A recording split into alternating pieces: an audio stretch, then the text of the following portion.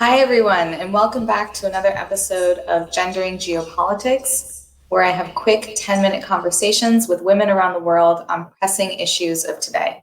My name is Emily Prey, and I'm a senior analyst at the New Lines Institute in Washington, D.C.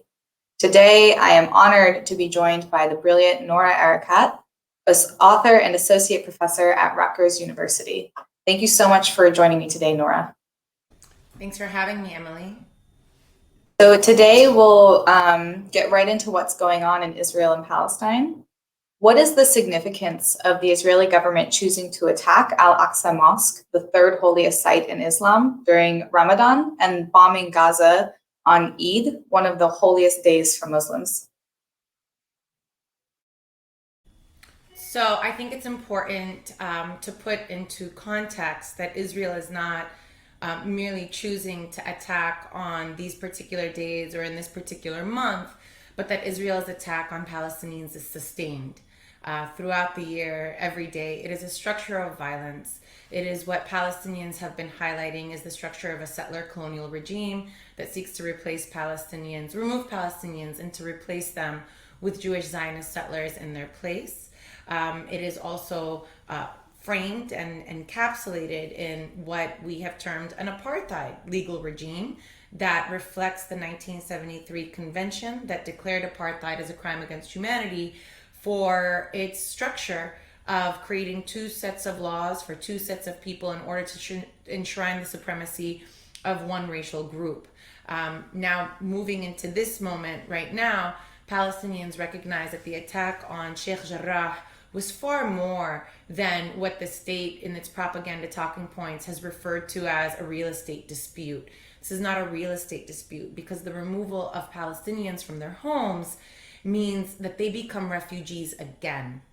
In Jerusalem's master plan of 2000, there's an explicit statement that aims to Judaize East Jerusalem. So the purpose is to not only take this home in Sheikh Jarrah, but to take all the homes in the Sheikh Jarrah neighborhood and in fact to Judaize the rest of East Jerusalem so that it has an absolute Jewish demographic majority and it becomes a part of what the state reflects as the united capital of Israel, in contravention of the so-called peace process and contravention of international law that sought to maintain Jerusalem as an international city, and in a contravention of basic rights that Palestinians belong here. What then ends up happening is that this signal that Palestinians are being removed again in what we regard as our ongoing Nakba, that Palestinians across fragmented geography, right, legal and political demarcations that separate Palestinians for the sole purpose of separating them from one another and undermining their national holistic body, took up to protest to support their Palestinian siblings in East Jerusalem, at which point the Israeli response was, as you saw, excessive, disproportionate, harsh, that not only targeted worshippers in the Al-Aqsa Mosque with rubber bullets and tear gas, but also has mobilized Jewish Zionist gangs with the protection of police to attack Palestinians. There was the response from Hamas with rockets that has also been responded to with devastating force that's targeted Palestinians in Gaza, but also the structure of the warfare in Gaza is not a form of self-defense, but is a form of the violence Israel uses to sustain its colonial domination. So you mentioned apartheid, and I want to talk about that because Prime Minister Benjamin Netanyahu has said that Israel is not a state of all its citizens, but rather the nation state of the Jewish people and only them. So this discrimination is enshrined in many Israeli laws. It's not a secret. As you said, apartheid is a crime against humanity under international law, and the world has been watching it play out in real time these last weeks. How can the Biden administration maintain its platform for promoting human rights and ending violence against women and children and maintain its credibility on the world stage on these issues when it's American-made weapons that are being used to kill innocent women and children in Palestine, and it's American money, taxpayer money, being sent to support the Israeli government making these decisions? So especially because we're on a podcast dedicated to gendering the world, I want to emphasize that Palestinian men can be victims too. Maya Mikdashi poignantly pointed that out in a 2014 article in Jadaliya, but one that forces us to reckon with why is it that we move to innocence, that women and children are certainly victims because they must be innocent, but that we must question the agency of Palestinian men, which at the core of it assumes that they are all illegitimate militants or combatants that somehow deserve to be targeted. The Israeli state considers men and women and children either as combatants or would-be combatants. There is a framework within its policing as well as its military orientation that assumes that Palestinians are always already guilty until proven innocent. There has been an explicit embrace of a shoot-to-kill policy of Palestinian protesters, one that the UN has found Israel uses lethal force as a matter of precautionary measure. So imagine that. They kill Palestinians as a matter of precautionary measure. Now that should immediately, for us, signal that it's because Palestinians are considered guilty until proven otherwise. The state has securitized the presence of Palestinians because they threaten our presence on the land, threatens Israel's Zionist settler colonial mythology that Jewish Zionist presence has been uninterrupted temporally and spatially, and that if there were a native population, that we were merely Arab refugees from surrounding areas and not natives to that land with a national identity and a juridical status that enshrines our right to belong and remain on the land. In regards to the Biden administration is completing an American tradition. The U.S. has, the last time that the U.S. was seen as a possible ally for Palestinians was in the aftermath of the First World War, when the League of Nations mandate was established, and the Woodrow Wilson administration was seen as the less biased alternative to Britain and France as mandatory powers. But the U.S.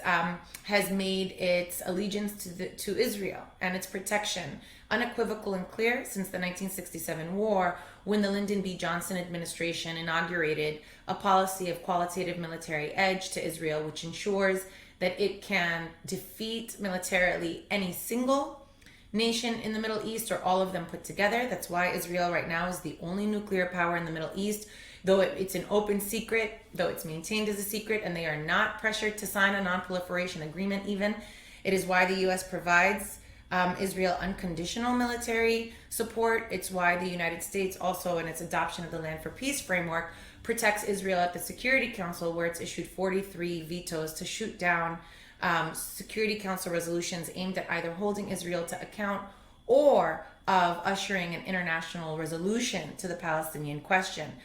Insofar as the Biden administration will be part of the solution and not continue to be part of the problem is really a much deeper question about the United States. I consider the United States as the last domino that will fall, similar to its role in sustaining apartheid South Africa, where it also used its Security Council veto to protect the apartheid regime in Namibia as well as in South Africa for many, many years, and had to follow suit of the grassroots-led movement. We didn't remove Nelson Mandela from our State Department, list of designated terrorists until 2008. And so this should tell us a little bit something about what we're doing in the United States, whereby we are the problem, but also the last to become part of the solution. Over the weekend, Israel targeted and bombed buildings that housed press, including offices of the international media. And this is a war crime, and they're doing it on live TV for the world to see. I want to be cognizant of my language here because as of yesterday, these numbers may have changed. 227 people in the Gaza Strip, including 28 women and 64 children, and 20 people in the West Bank have died. They have been deemed acceptable casualties in the Israeli government's fight against Hamas and have been killed as a part of state-sanctioned violence. And on the other side, Hamas rockets have killed at least 10 Israelis, including 2 children, and 2 have died in civil unrest. As a Palestinian, how does it feel to witness such brazen acts of impunity?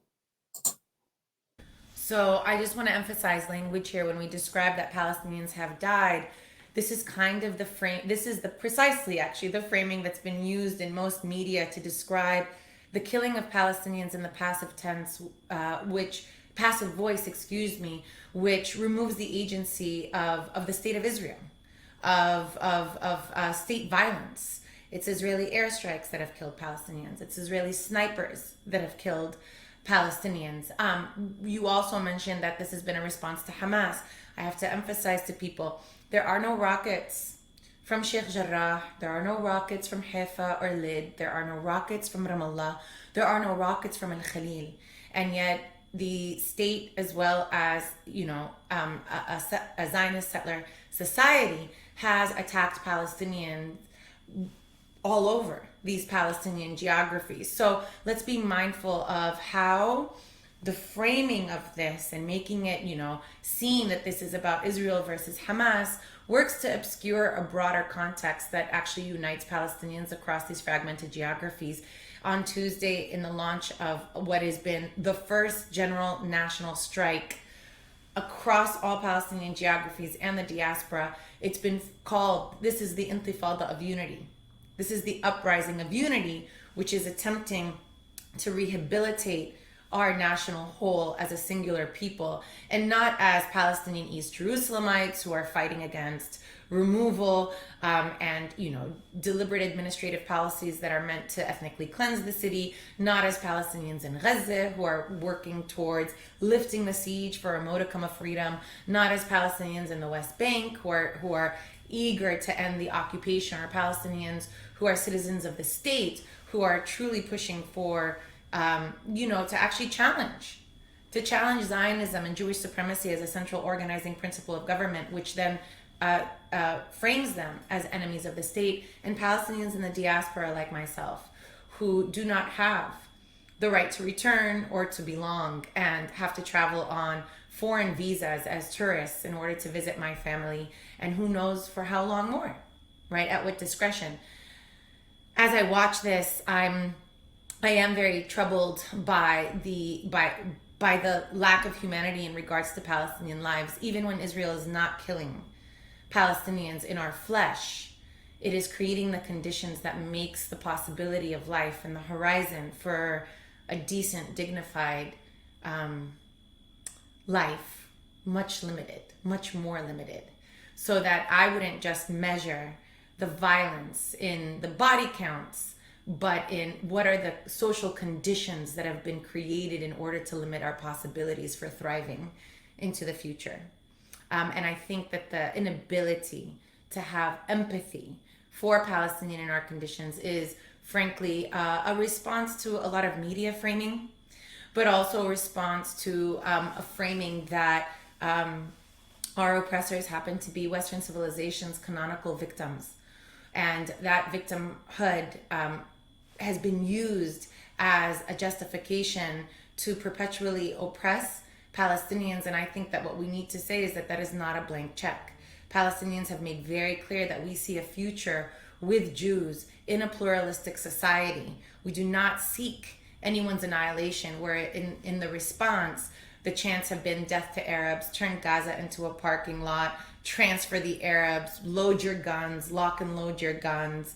And yet that doesn't get out to, the world, in large part because of the media and because of, we do live in the hegemony of Western civilization.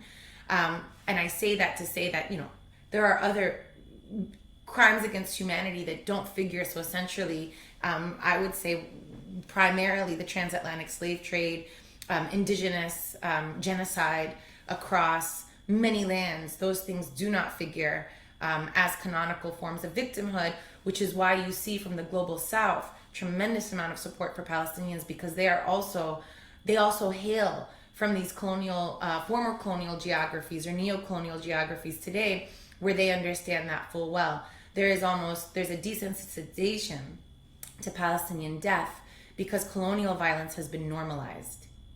People expect us to die, and they expect us to die quietly. And I think that's what we've been pushing up against in this moment. What I think is so, of all the tragedy, what's so hopeful is that we're finally being seen and heard.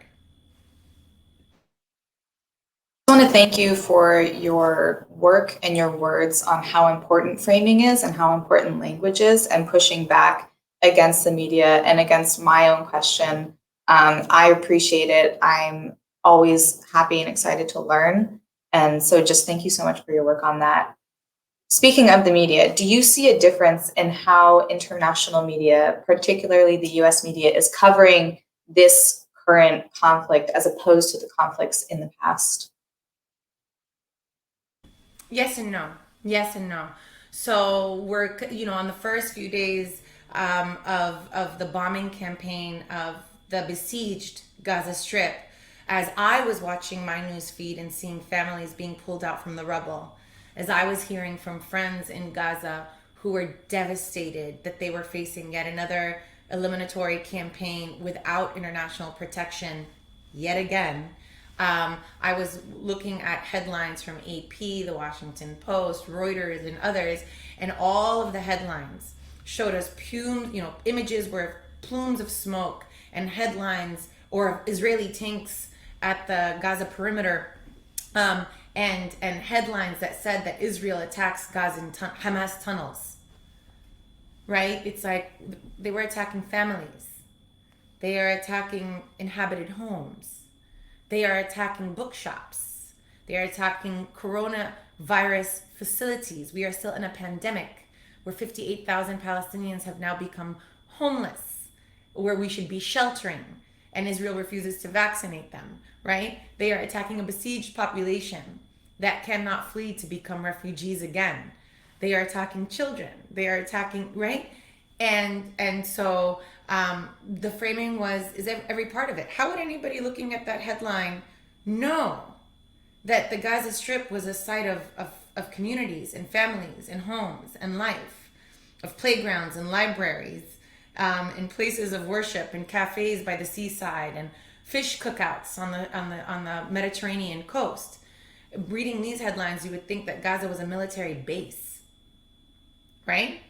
Now, what I've seen, however, is as a result of the democratization of media and the proliferation of independent media that we've been able to make some strides and shifts. Social media activists have been able to change headlines, saying, hey, fixed it for you, inserting the active voice. We've seen, activists on the ground who have now have international platforms where they can speak for themselves. And I've seen recently headlines that have shifted. So even the Washington Post, for the first time in my lifetime, I saw a headline where they wrote explicitly, Israel airstrike kills 42 children, Palestinian children. Now that might not seem like a big deal.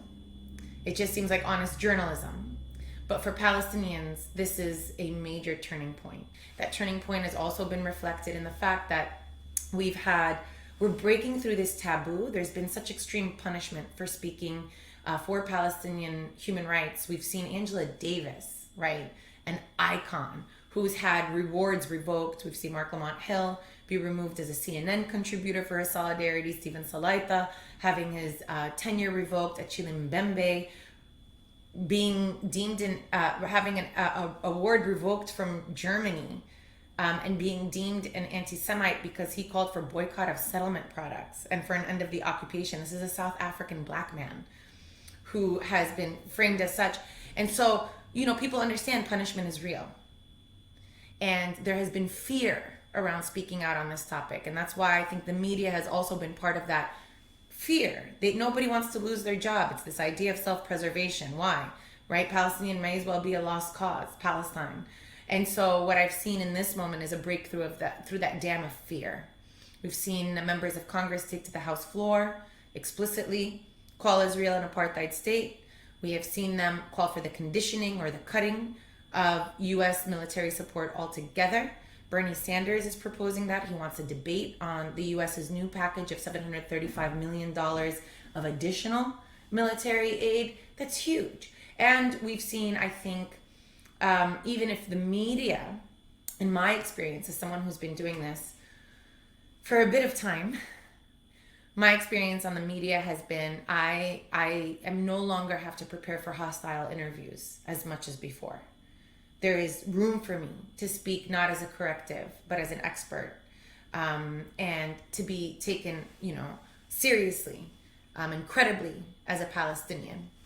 Even though I'm still framed as the Palestinian and who is very opinionated, I'll take it. I'll take it because it definitely signals a shift.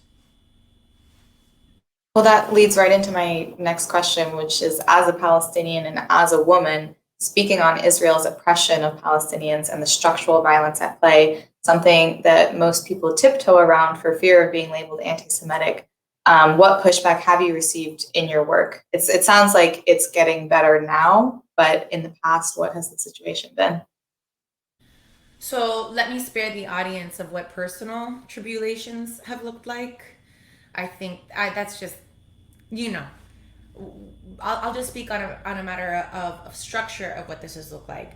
There's still a lot of challenges, right? There's still, for example, I'm invited onto programs where I'm the only Palestinian who's speaking, and the paradigm that's set up is an outdated paradigm of the two-state solution that doesn't reflect the intellectual and advocacy work of Palestinians, so that we have to both be correctives, we have to be teachers, we have to be advocates, then we have to, at the same time, bear the weight of our pain in those spaces. So you have to be all that at once, and there's just like one of you. So, I'll say that part of the work this time, and the strength that I'm,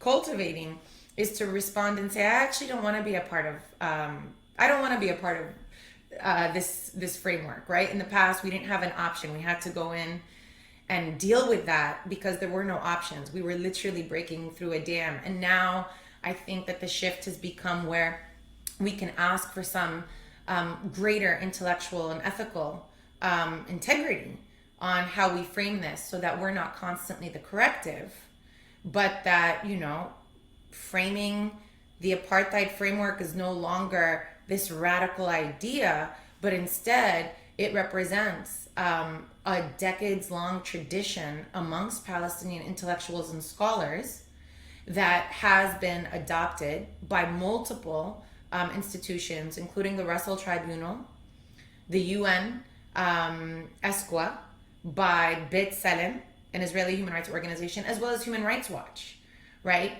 So that we are not the outliers. This is a decades-long tradition that needs to be taken seriously, rather than what I think will continue to happen amongst those who are sympathetic but reluctant to understand that there is no way to resolve an apartheid regime through mediation, that it requires pressure, where we are not set up as an extreme against another extreme that wants to see us annihilated, so that our continued fragmentation and partition appears as the happy medium. That's epistemic violence, right? And it's also, a reflection, for example, MIT, in this moment of what I consider a massacre in Gaza, has invited a soldier from the Israeli army to speak. Why?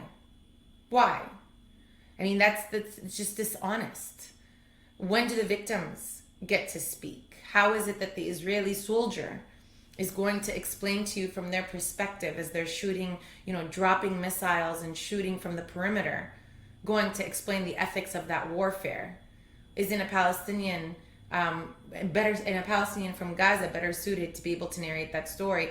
And then MIT, now to add insult to injury, just planned a panel where they're inviting, a panel on the question, Israel. They call it the Israel-Palestine conflict, and they've invited no Palestinians.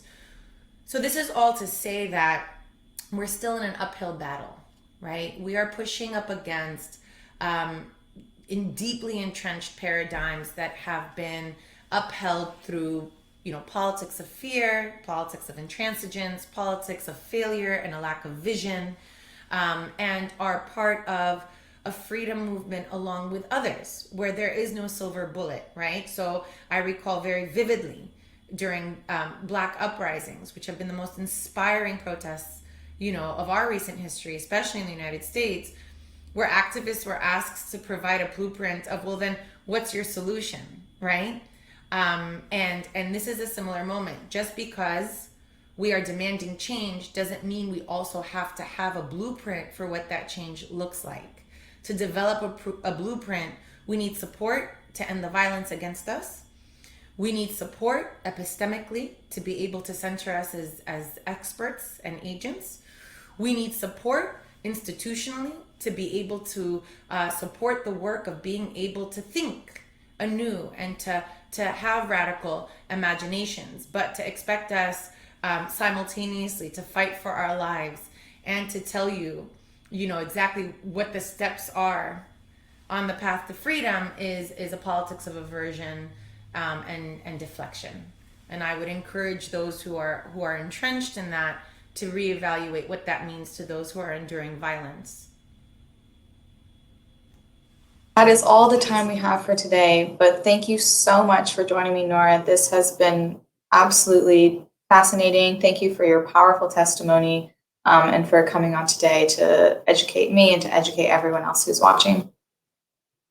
Thank you for all your work, Emily. It's been a pleasure to join you today. Thank you.